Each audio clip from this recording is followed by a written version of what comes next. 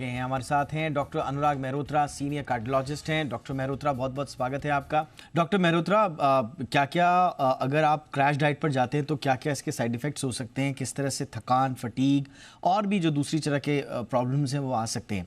लेकिन एक जो हमने आज अपनी रिपोर्ट में भी शामिल किया है, जो रिपोर्टेड है बहुत कई पब्लिकेशंस में, और वो है इसका कार्डियोवैस्कुलर दबाव क्रैश डाइट का।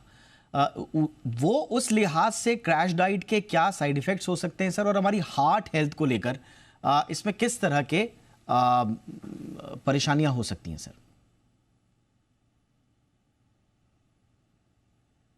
Crash diet, any decision is taken in haste was a great waste. अब वो तो misplaced प्रायोरिटीज के इश्यूज हैं इस वजह से कि क्या सही है क्या गलत। लेकिन जो आपका सवाल था कि इससे हार्ट पे क्या असर पड़ता है, तो heart is a pump of the body. उसकी जो फंक्शनैलिटी है वो मल्टीपल चीजों पर डिपेंड करती है कि उसको कितना काम करना पड़ रहा है, उससे प्रॉपर न्यूट्रिएंट मिल रहे हैं, उसको अपनी जिंदगी मेंटेन करने के लिए जो एनवायरनमेंट होना चाहिए वो है कि नहीं है। जहाँ तक क्रैश डाइट वाली बात है, उसमें काफी स्ट्रेस हार्ट पे पड़ता है। जब आप डाइट प्रॉपर आप नहीं लेंगे तो डाइट ना लेने की वजह से, और कई बार ये भी देखें एक्सरसाइज भी लोग करते हैं तो उसमें इलेक्ट्रोलाइट इम्बैलेंस भी होता है। इलेक्ट्रोलाइट इम्बैलेंस से रिदम डिस्टर्बेंस होने के चांसेस काफी ज्यादा होते हैं। दूसरा जो एक तो होता है कि कीटोसिस वाली एक स्टेट होती है, जैसे कह रहे हैं आप ऑलमोस्ट फास्टिंग कर लेंगे। अभी डहरिया साहब ने बोला था ग्लूकोनियोजेनेसिस कि और सोर्स से जो बनता है तो उससे फिर कीटोन्स डेवलप होते हैं, उसको लेके बॉडी असर होता है, उससे भी हार्ट की बहुत परेशानी वाली बात होती है कि जो आजकल का टाइम है, व्हेन वी नो जो हार्ट की प्रॉब्लम है बढ़ रही है, खासतौर से पोस्ट कोविड फेज में बढ़ी है। एक नई स्टडी भी आई थी, जो एक लेंथ से भी थी, कि जो कार्डियक अरेस्ट आजकल ज्यादा हो रहे हैं उसके पीछे एक रीजन ये निकला है कि जो फोम मैक्रोफेजेस बोलते हैं, जो इन्फ्लेमेटरी, जहाँ भी इन्फ्लेमेशन होता है उसको क्लियर करने के लिए सेल्स आती है, इम्यूनिटी की सेल्स होती हैं, उनमें मैसेंजर आरएनए रहा। मैं कोविड से थोड़ा सा अलग जा रहा हूँ, जी। तो उसमें मैसेंजर रहा, लेकिन जब जब वो मैक्रोफेजेस उसको बाकी डेब्रिस को हटाती हैं और उसमें फैट ज्यादा होता है, फोम सेल्स बनती हैं, तो ये देखा गया कि वो फिर दोबारा रीजनरेट होने लगा, इट्स कॉल्ड इन्फ्लेमेशन।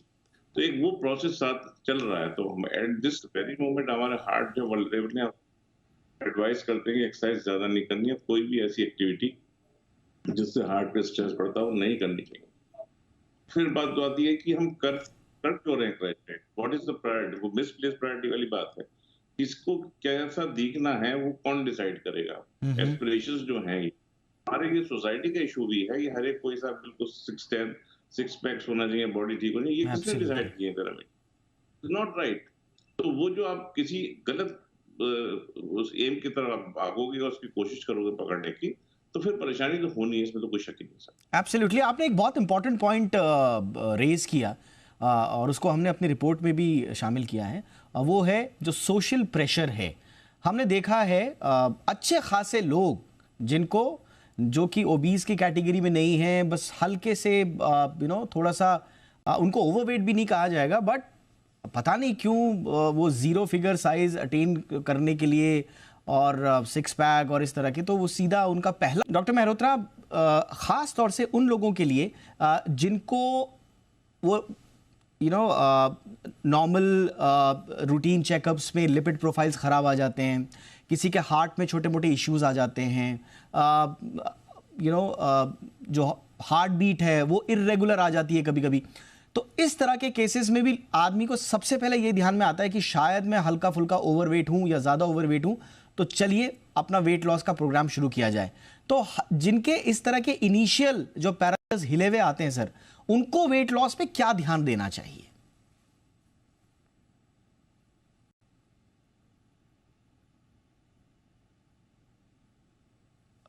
सर आप अनम्यूट कर लें अपने आप को प्लीज। ये आपने बड़ा अच्छा सवाल पूछा है, जी। And this is very common. जो लोग अक्सर अपने शुरू कर देते हैं, तो उससे मेरी अपनी राय है कि कोई भी किसी को प्रॉब्लम लग रही है या नहीं भी लग रही, तो चेकअप कराना है तो किसी कंसल्टेंट डॉक्टर को कंसल्ट को कर, मतलब जो उस फील्ड के स्पेशलिस्ट हैं उनको कंसल्ट करके आगे बढ़ना चाहिए। क्योंकि ये सारे स्पेशलाइज्ड सब्जेक्ट है, इस बात का क्या मतलब होता है, उस पर्टिकुलर पर्सन के लिए उसको कैसे अफेक्ट करेगा, उसका बहुत बड़ा मतलब है। तो पहले कंसल्ट करें। अगर वेट रिडक्शन प्रोग्राम होता है उससे पहले असेसमेंट होता है किसी हर एक का, कि उनका बायोकेमिकल प्रोफाइल क्या है, उनका फिजिकल प्रोफाइल क्या है, उनको क्या रिक्वायरमेंट है, अकॉर्डिंगली प्रोग्राम को प्लान किया जाता है। चाहे डाइट हो, चाहे एक्सरसाइज हो, इवन स्लीप वाली बात जो कह रहे थे अभी जैसा, उसको प्लान किया जाता है। अब क्रैश डाइट के इश्यूज जो है इस पर्टिकुलर कॉन्टेक्स्ट में जो आप बोल रहे थे अभी, कि कोई ओकेजन होना है इसके लिए करना है, उसके और भी कई इश्यूज हैं उसके साथ में। क्रैश डाइट करते हैं, ओवर एक्सरसाइज करने की कोशिश होती है, मसल मास बढ़ाने के लिए सब्सटेंस यूज होते हैं, इसी उसमें पार्टीज भी होती हैं बीच बीच में, तो उसमें अल्कोहल या भी अदर सब्सटेंस जो होते हैं वो भी यूज होते हैं। तो we have seen the incidents कि लोगों को सिनकपी हुई, लोगों को उसको लेके चेस्ट पेन होने लगा, लोगों को धड़कनें बढ़ गई। तो दिस इज क्वाइट कॉमन। उसके पीछे वो एनवायरनमेंट है जिसमें वो रह रहे हैं कि हमें वेट भी कम करना है और सब कुछ एंजॉय भी करना है, सब कुछ होना है, and they don't know what they are doing. तो वो परेशानी उस चीज को लेकर है। कॉमन उस पर परसेप्शन है कि अगर आपको जो अगर परेशानी महसूस होती है और क्या करना है, always consult specialist. Whatever programme you decide about you, you should undergo that only. अपने आप इतना ना करें। एक्सरसाइज भी हर एक चीज के लेवल से और कैसे कैसे क्या अचीव करना है उसके लिए है। कोई भी चीज बहुत तेज और ज्यादा करेंगे वो हमेशा नुकसान करती है। Everything should be in moderation. Absolutely moderation में। और ये बहुत है, देखिए पिछली बार जब हार्ट से रिलेटेड हमने टॉपिक रखा था, डॉक्टर मेहरोत्रा भी उसमें थे।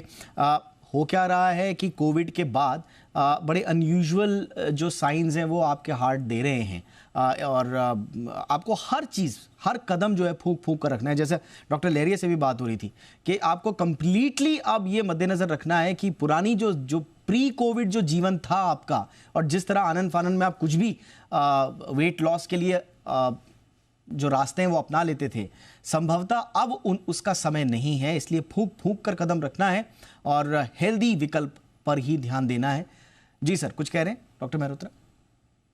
ये कुछ ना कुछ नई मेडिसिन भी आई है, इस बारे में जरूर बोलूंगा मैं। एक सेमीग्लूटाइड करके और एक टर्जिपेटाइड भी आई मोन्जरो करके। तो ये मेडिसिन वैसे डायबिटीज में यूज होती है, लेकिन इनका वेट रिडक्शन पे अच्छा असर है। सेमीग्लूटाइड लोग सिर्फ आजकल वेट कम करने का, जो मोन्जरो करके टर्जिपेटाइड अभी आई है उसका काफी सिग्निफिकेंट है। लेकिन कोई भी इन दवाओं को बगैर असेसमेंट के ना ले। ये ना माने कि हमने खाना शुरू कर दिया, इंजेक्शन लेना शुरू कर दिया, इसका वेट हमारा कम हो रहा है, सब कुछ ठीक है। इट इज नॉट विशाल को पीने का जिक्र हो रहा था। अक्सर ये होता है वेट कम होता है लेकिन मसल मास लॉस होता है। बैलेंस बॉडी नहीं बनती है चीजों से।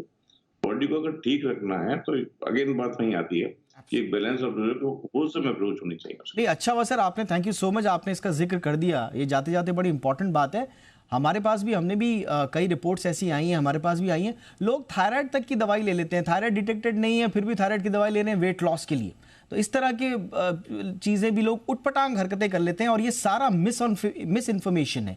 ये व्हाट्सएप का जो ज्ञान आपको मिलता है ना, प्लीज़ इससे बच के रहिए। आपको नहीं पता है ये आपके लिए कहाँ भारी पड़ेगा। वेल, बहुत बहुत शुक्रिया, आप तीनों का वक्त निकाला आपने, बहुत महत्वपूर्ण जानकारियां दी doctor Mehrotra. Thank you so much sir.